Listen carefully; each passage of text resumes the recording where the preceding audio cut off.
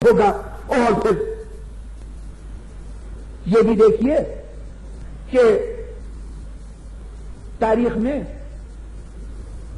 3 شخصیتیں 4 شخصیتیں مسند خلافت پر یہ کے بعد دیگرے تشریف لائیں اور چاروں کے متعلق ہمیں روایات ملتی ہیں کہ انہوں نے حفاظت قرآن کے لیے کچھ نہ کچھ کیا.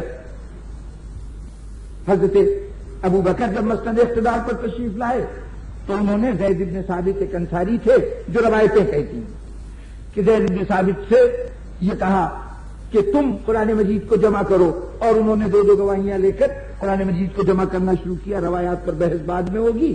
روایت یہ ہے حضرت عمر کے متعلق بھی یہ کہا گیا کہ انہوں نے حضرت حفصہ کے پاس ایک قرآن مجید کا نسخہ رکھا تھا، اس نسخے کو منگا کر اس کی نقلیں تیار کرائیں.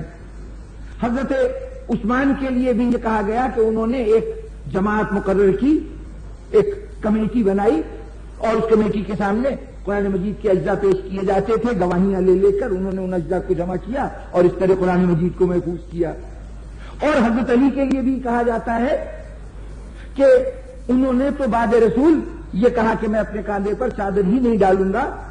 6 مہینے تک گھر کے اندر بیٹھے رہے، صرف یہ کام کرتے رہے کہ قرآن مجید کو جمع کرتے رہے اور اس کو جو موجودہ شکل ہے یہ شکل دیتے رہے. 4 ارباب اقتدار نے اب ان روایات میں سے اس سے بحث نہیں کہ صحیح کیا ہے غلط کیا ہے، یہ وہ بات ہے جو سب کہتے ہیں. کچھ کو آپ مانتے ہیں، کچھ کو نہیں مانتے، لیکن جس پر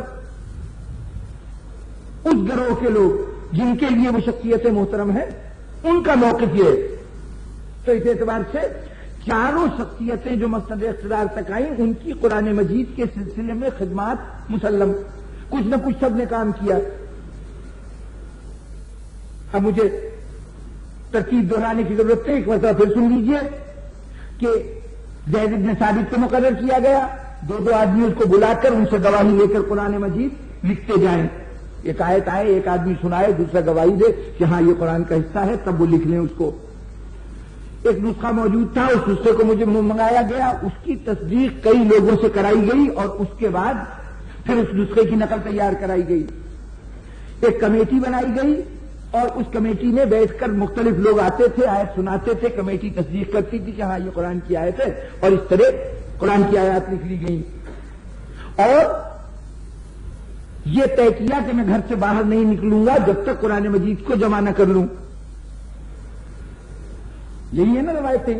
ان چاروں روایتوں میں آپ کو یہ تو قدر مشترک نظر آئے گی کہ یہ سب خدمت قرآن کر رہے ہیں، یہ سب جمع قرآن کا اہتمام کر رہے ہیں، یہ سب حفاظت قرآن کا اہتمام کر رہے ہیں.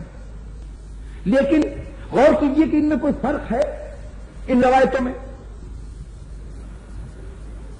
4 روایتیں جمع قرآن کی 4 شخصیتوں سے متعلق. کوئی فرق ہے؟ ایک واضح سفر سے یاد کروں کہ 3 روایتیں لگاتار جو ہے ان میں قدر مشترک یہ ہے کہ جس نے حکم دیا ہے وہ خود یہ صلاحیت نہیں رکھتا کہ قرآن مجید کو جمع کر سکے. وہ محتاج ہے کہ 2 4 6 8 10 آدمی مل کر اپنے اپنے حافظے سے کام لیں اور معلومات فراہم کرتے جائیں، تب قرآن مجید جمع کیا جائے. ایک فرد ایسا ہے کہ وہ قرآن مجید کے جمع کرنے میں کسی کا محتاج نہیں ہے. اگر گھر سے باہر نکلا ہوتا، روایت کے الفاظ یہ ہوتے، الفاظ روایت یہ ہے کہ میں اپنے کاندھے پہ چادر نہیں ڈالوں گا. چادر ڈالنے کا مطلب کیا ہوا؟ گھر سے نکلنے کے لیے آپ لباس کو تبدیل کرتے ہیں، وہ لباس جس کو پہن کر لوگوں میں جاتے ہیں تو اس کا ایک اہم جز چادر ہے. تو یہ کہنے کا مطلب یہ ہے کہ میں گھر سے نہیں نکلوں گا، کاندھے پہ چادر نہیں ڈالوں گا، میں گھر سے نہیں نکلوں گا جب تک میں قرآن مجید کو جمع نہ کر لوں. اگر گھر سے ایک آدھ دفعہ 6 مہینے میں نکل آئے ہوتے تو یہ کہنے کا امکان تھا کہ ہو سکتا ہے کوئی چیز سمجھ میں نہ آ رہی ہو، کسی سے جا کے پوچھا ہو.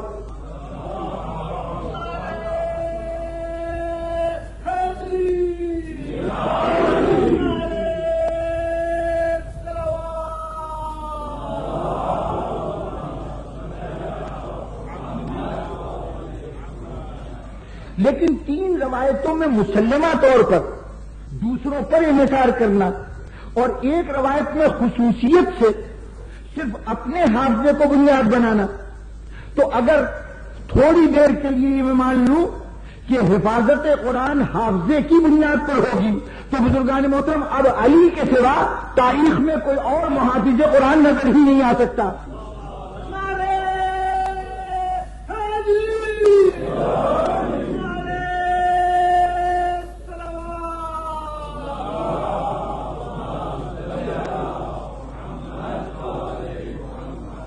لیکن بزرگان محترم باوجود اس کے کہ اگر یہ معیار قرار پائے تب بھی ہمارے لیے کوئی پہلو بدلنے یا میدان سے منہ چھپانے کی ضرورت نہیں ہے. ہمارے ہاں تو صفات کا ایسا مجموعہ ہے کہ آپ کوئی معیار عظمت مقرر کر کے دیکھیے, آپ کو پریشانی ہوگی. ہمارے معیار تک تو پہنچنے کا سوال ہی نہیں. ہم نے جو عظمت کے معیار مقرر کیے وہاں تک پہنچنے کا سوال ہی نہیں, اس لیے کہ ہمارے معیار کی پہلی سیڑھی کا نام ہے عصمت.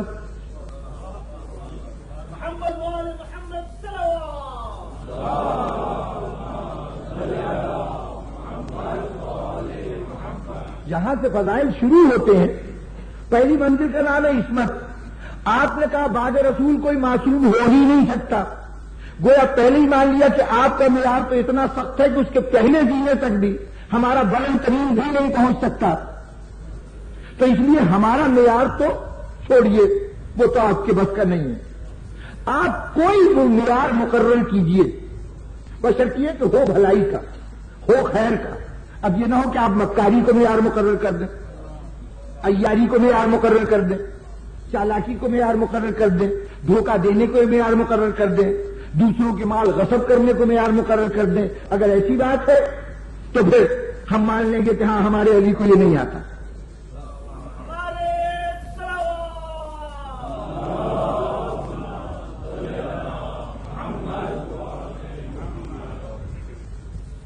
تو اگر یہ کہتے ہیں کہ حافظے کے ذریعے سے حفظ قرآن ہوا تو پھر خدا اور رسول کا مقرر کردہ محافظ قرآن ایک ہی ہے. ورنہ دوسرے محافظوں کا یہ بھی ایک عجیب بات کہ اگر ایک نے آ کے کہا کہ یہ قرآن کی آیت ہے تو مانا نہیں گیا, کہا گیا پہلے کوئی دوسرا گواہ لے کے آؤ. دو گواہوں کی گواہی کے بعد اس کو جز بنایا گیا.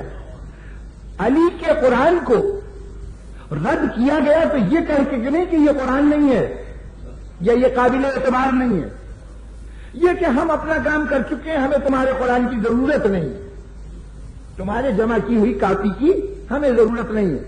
اب یہ بحث الگ ہے کہ علی کیا لکھ کے لائے تھے اور وہ کیا چیز تھی, وہ کیا کوئی مختلف قرآن تھا, یہی قرآن تھا, وہ اگر وقت آیا تو انشاءاللہ وہ سب باتیں سامنے آئیں گی. لیکن کسی کی جرت یہ نہیں ہوئی کہ یہ کہے کہ علی یہ جو تم لکھ کے لائے ہو, تم تو نہ گھر سے باہر نکلے نہ کوئی باہر کا فرد گھر میں داخل ہوا, تو پتہ کیسے چلے کہ جو لکھا ہے صحیح لکھا ہے. یہ گویا دوسرے لفظوں میں علی کی حق میں رائے عامہ کا فیصلہ تھا. یہ اس وقت کے پورے مسلم معاشرے کے ریفرینڈم کا کنسنسس تھا, متفقہ رائے تھی. کیا رائے تھی کہ دنیا کا ہر حافظ اپنے حفظ میں غلطی کر سکتا ہے, جو حافظ قطعاً غلطی نہیں کر سکتا وہ علی کی ذات ہے.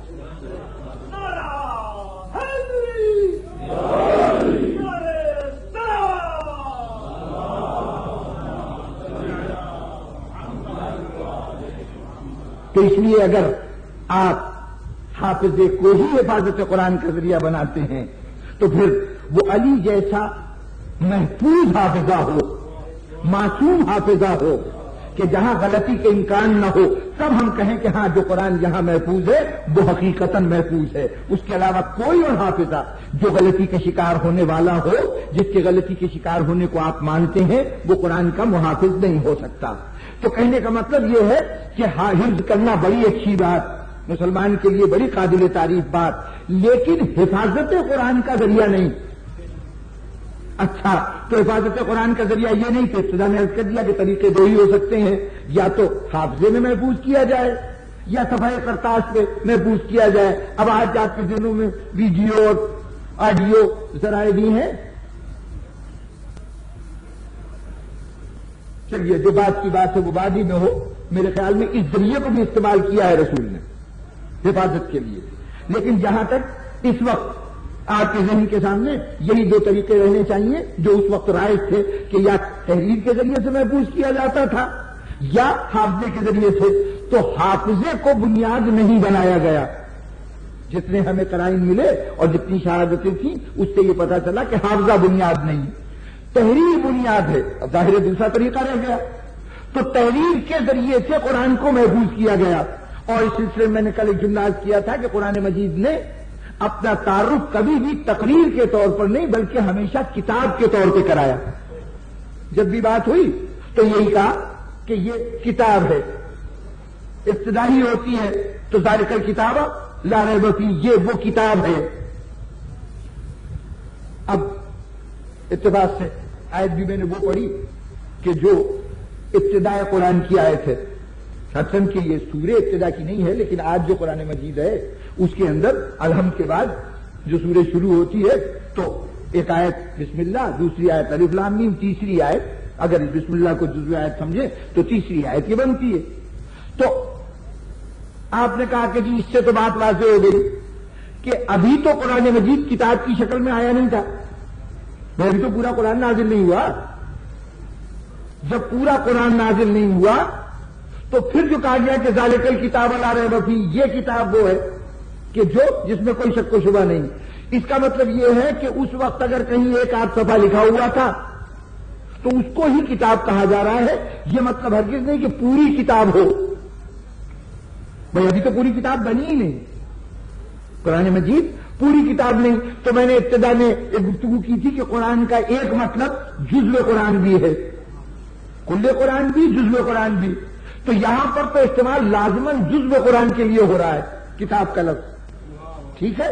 تو جب جزو قرآن کے لیے ہو رہا ہے تو اس سے یہ تو ثابت نہیں ہوا کہ کل قرآن جو ہے وہ کتاب کی صورت میں محفوظ رہے گا. تو بالکل درست ہے. جب ابھی قرآن نازل ہو رہا تھا تو اس وقت جتنا بھی قرآن نازل ہوا تھا اگر وہ 3/4 بھی نازل ہو گیا تھا، 99% بھی نازل ہو گیا تھا تو جز تھا. کل تو اس دن ہوا کہ جب آخری آیت بھی نازل ہو گئی اور اب اس کے بعد کوئی آیت نازل ہونے والی نہیں تھی.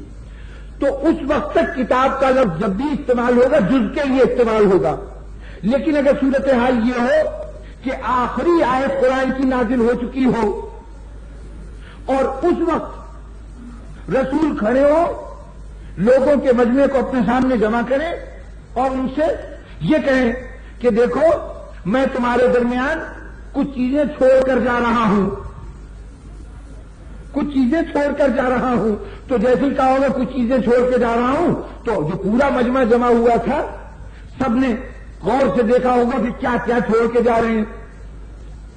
بھائی جب ایک آدمی اپنے ترکے کا اعلان کرتا ہے تو سب کو فکر ہوگی، اور خاص طور پہ جن کے درمیان چھوڑا جا رہا ہو، جو وارث بننے والے ہو، ان کو یہ خیال تو ہوگا کہ دیکھے تو صحیح کیا کچھ چھوڑا جا رہا ہے. تو جو کچھ چھوڑا جا رہا ہے اسے غور سے دیکھا ہوگا.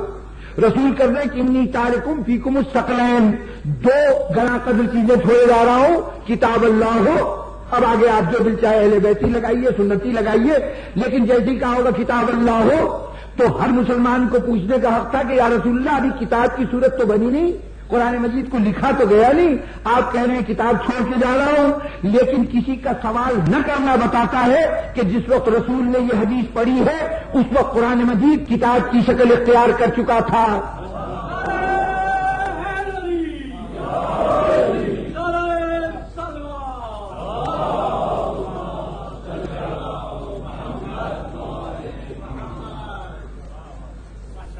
جب وہ کہہ کے جا رہے ہیں کہ کتاب چھوڑ کے جا رہا ہوں اور اس کے ساتھ اہل بیت چھوڑ کے جا رہا ہوں تو اہل بیت کو تو پہچانتے ہیں، جانتے ہیں کہ یہ کون سی شخصیتیں ہیں.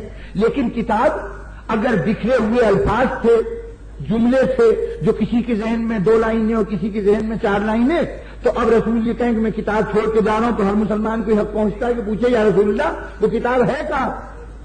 ہمارے سپرد کر کے ہمیں امین بنا کے آپ جا رہے ہیں تو جس چیز کا امین بنا رہے ہیں وہ امانت تو دکھائیے.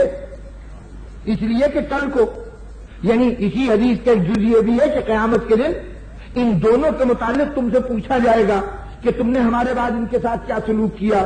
تو نہ صرف یہ کہ ایک چیز دے رہے ہیں بلکہ کہنے دیکھو خبردار اس میں کمی نہ ہونے پائے، بیشی نہ ہونے پائے، رد و بدل نہ ہونے پائے. اب ایسے موقع پر ہر مسلمان کہے گا یا رسول اللہ ہر طرف سے ہمیں جکڑ کے جا رہے ہیں تو پہلے وہ چیز تو دکھا دیجیے، وہ مال تو دکھا دیجیے جو ہمارے سپرد کر کے جا رہے ہیں۔